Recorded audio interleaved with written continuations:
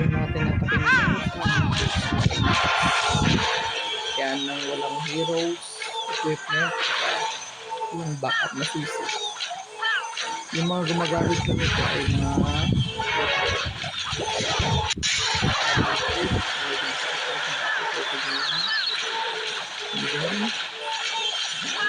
drop tayo ng giant para ma-trade yung bump meron yung gagawin ng cave. Pahilo tayo dyan. Yung gagawa ulit tayo mamaya dyan na papasukan ng drop tayo ng pan giant para ma-trade yung meron dyan.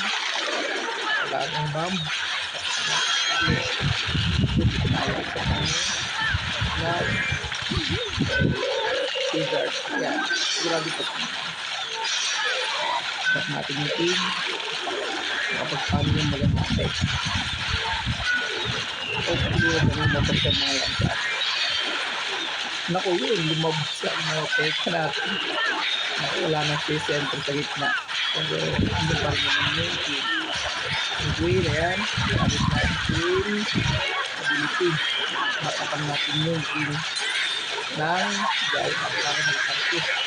Hindi siya dapat dahil ang hili kasi nandiyan yung sasabi tayo hindi hirap yan kaya bilip ko yung team paano mo patay si yan ito tayo siguro kaya pa yan binutas natin yung para makapasok kaya nakapasok yung pang-break puro pa tayong hug yan sunod natin yung hug yung panglinis natin iwan tayo ng dalawang panglinis ang clear na po yung oras ng lalaban natin dito guys oras na may dalawang hit na panglinis oras natin dito sa may karera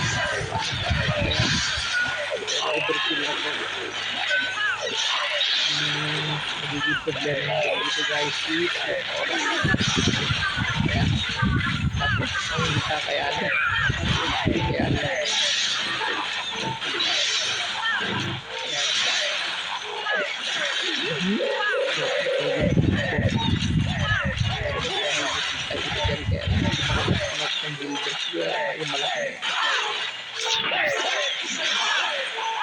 ano kayanin guys pakita natin kung ano kataas ng teka and pin mo pala isa 3 star of 2 thank you guys for watching.